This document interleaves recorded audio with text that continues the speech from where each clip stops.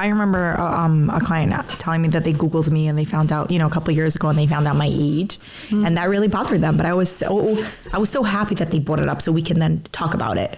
So I think we see a lot of people like debating therapy for a while because they're looking for the perfect therapist or the perfect timing. And sometimes you just need to start.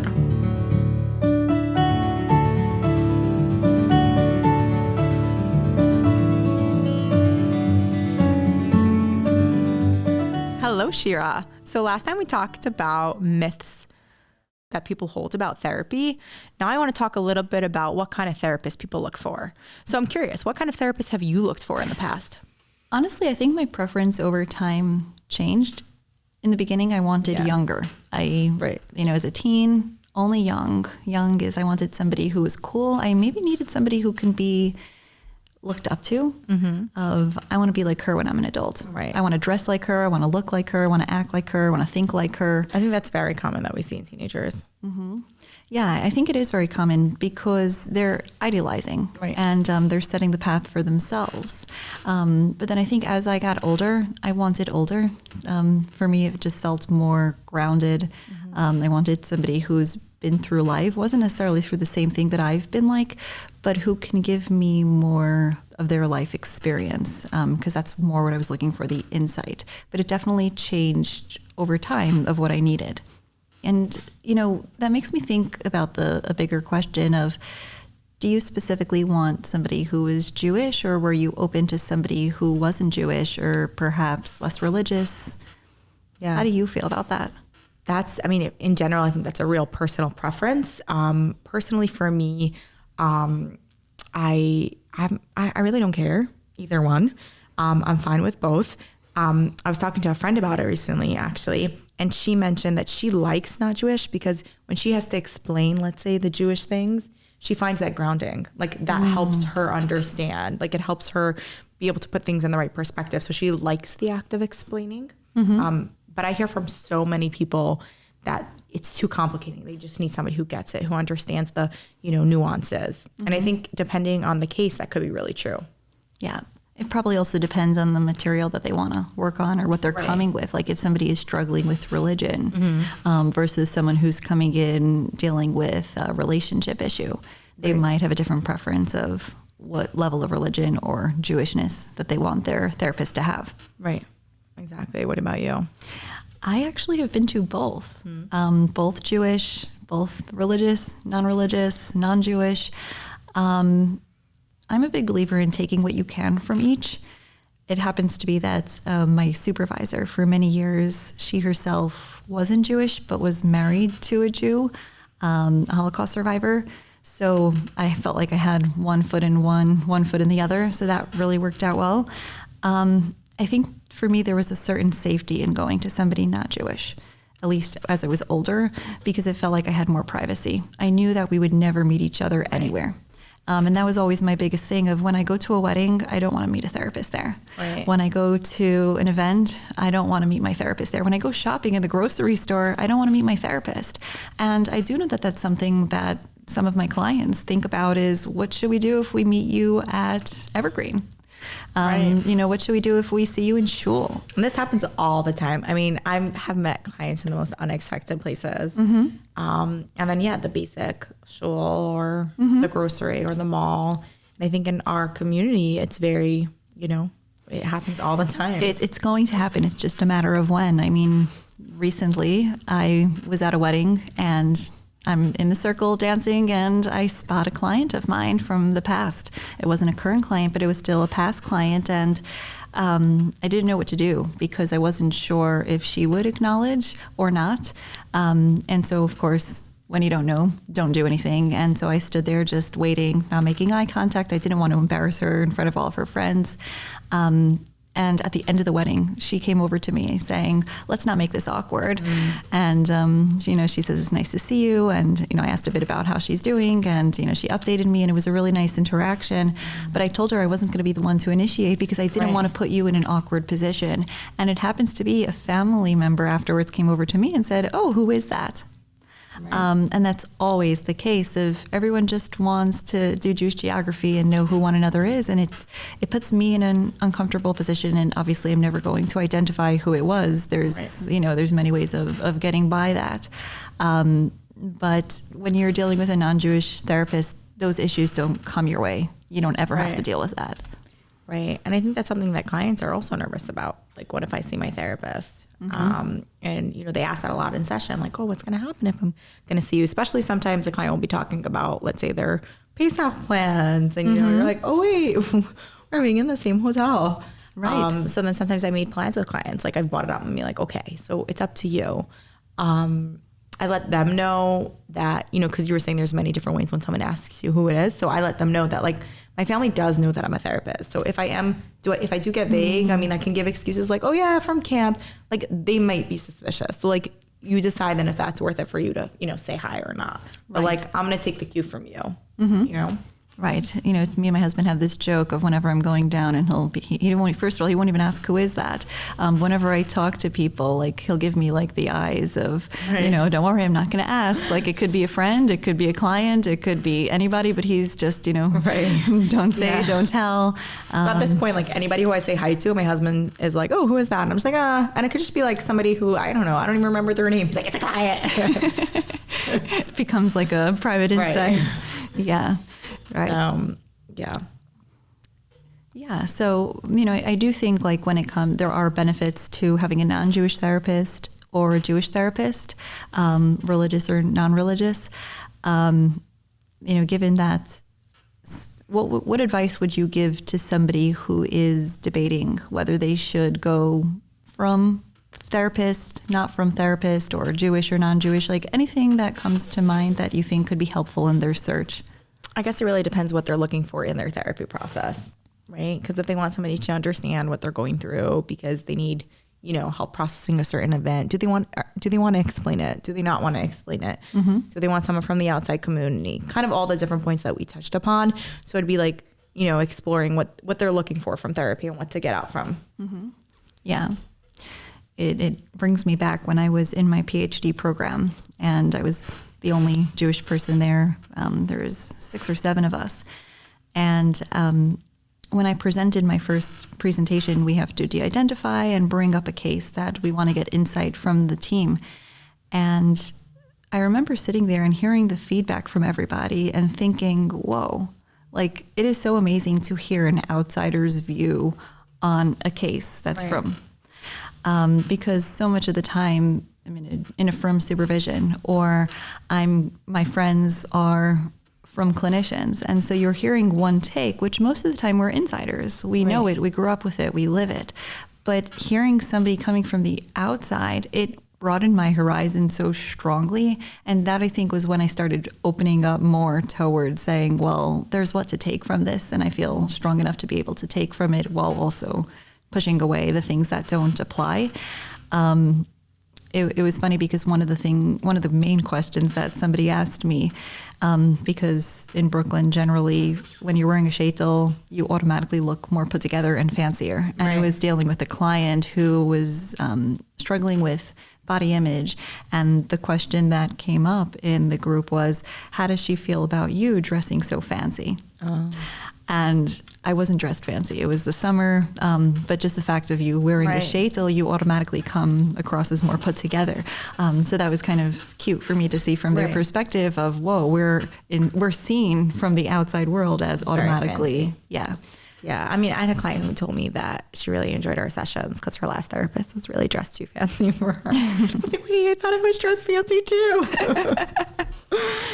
So, it's different perspectives. Like, where people are coming from. But I've heard that a lot, like that, religious people are more dressed up. Right. Generally, there is a dressed upness. And it can be intimidating.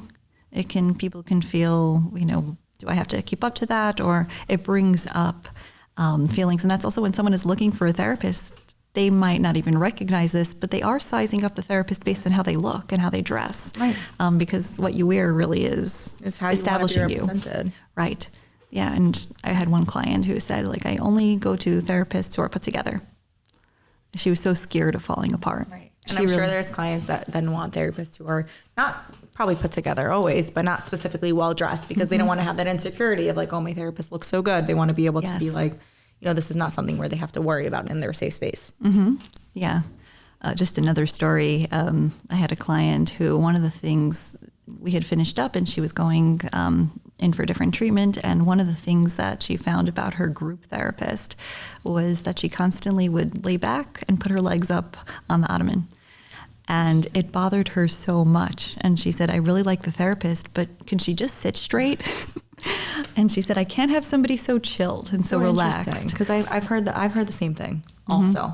I've had a client also who mentioned that I was on maternity leave once and I had referred a client to a different therapist. And when she came back to me, she didn't like it that the therapist, you know, like put her feet up and got relaxed. Yeah. So, or I can see somebody liking that though, because it's, you know, there's no pressure, there's no tension. Let's just relax and have a conversation. You know, I've also had a client who would come in and take her shoes off and put her feet up.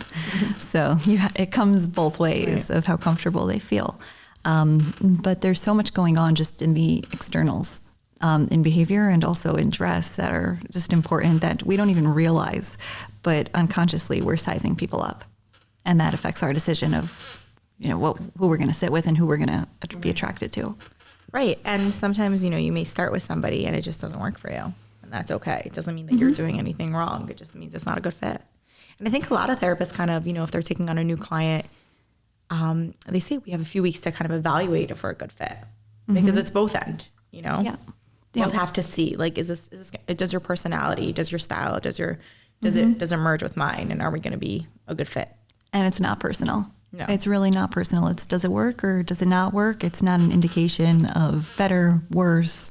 It's just about it being a fit. Right. I think clients sometimes get worried to terminate with a therapist because, you know, especially after they've been together with a long time because they don't want to, let's say, quote unquote, hurt their feelings. But it's not, you know, therapists know that it's not personal.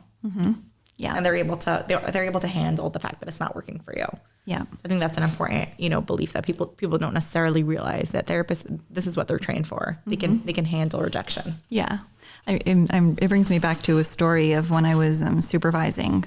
I was supervising a new therapist, and she got her caseload, and her first client came 1 or 2 times, and then she got the obvious phone call of we're not a match, and the therapist couldn't handle it.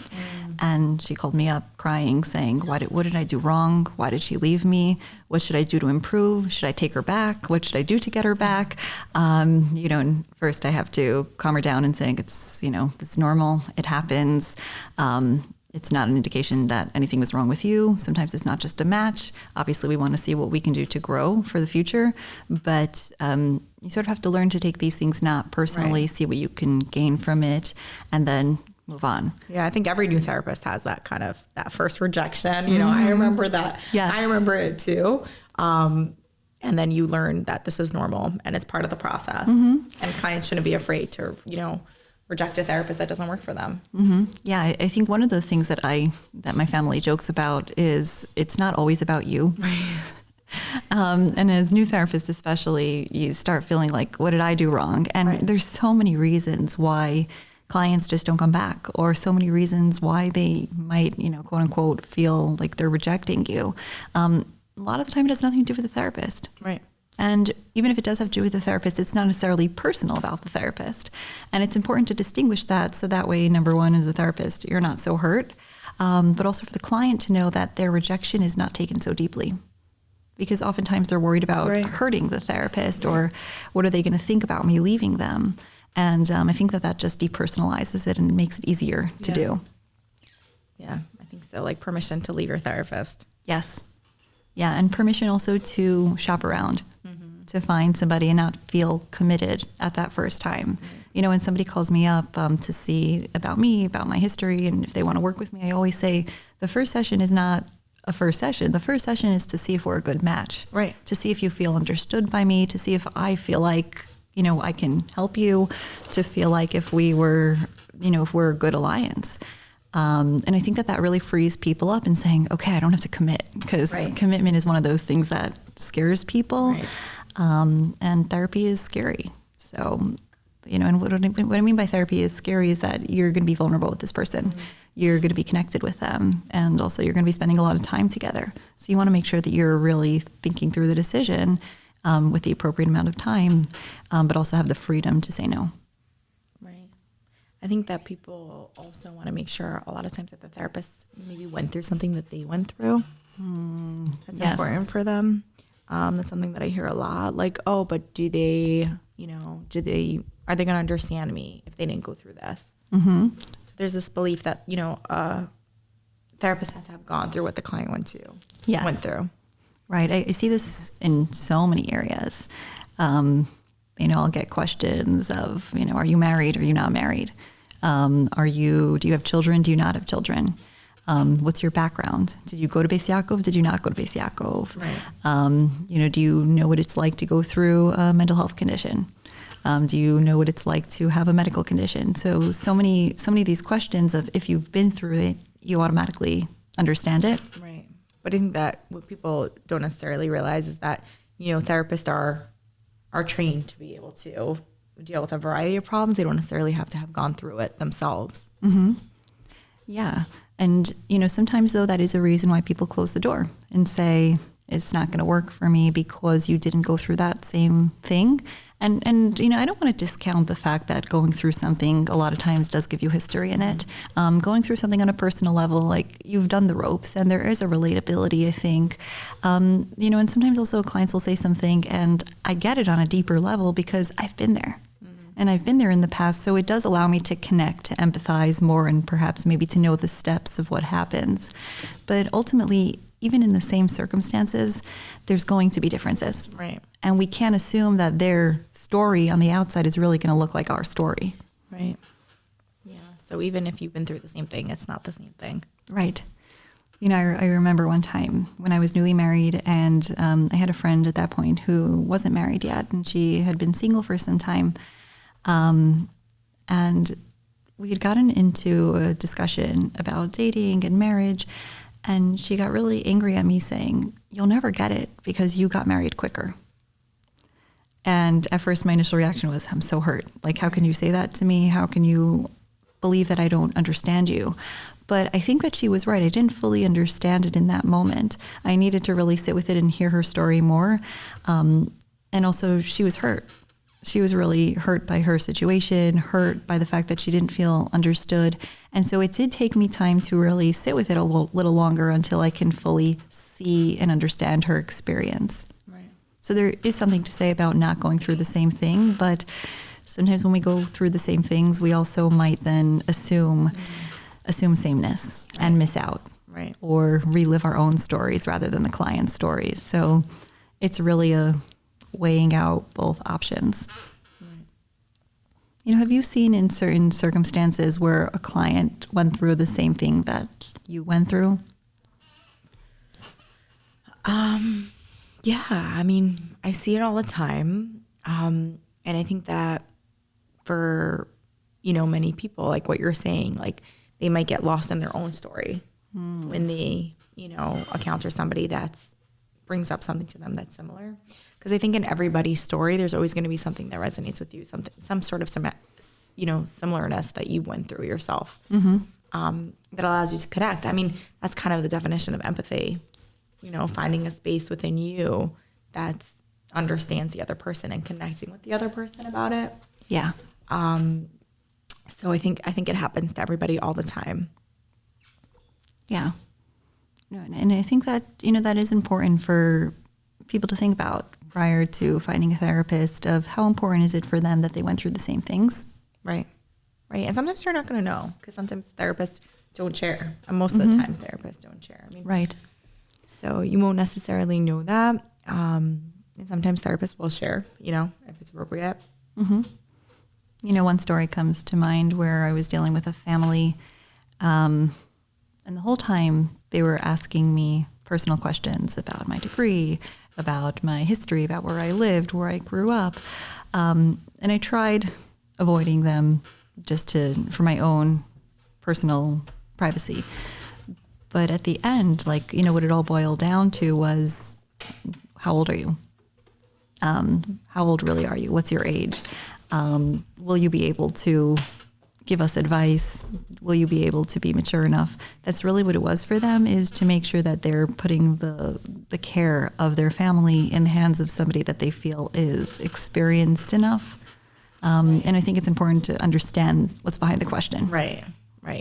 What's really, and I think that sometimes for a client also when they're looking for a therapist, I guess, is to understand, like, why do you need this specific preference? You know, is it about the preference or is there something really deeper that you need? Right.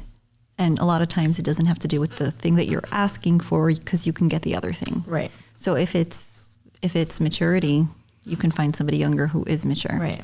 If it's if it's motherliness, you can find that in somebody who is nurturing. Right.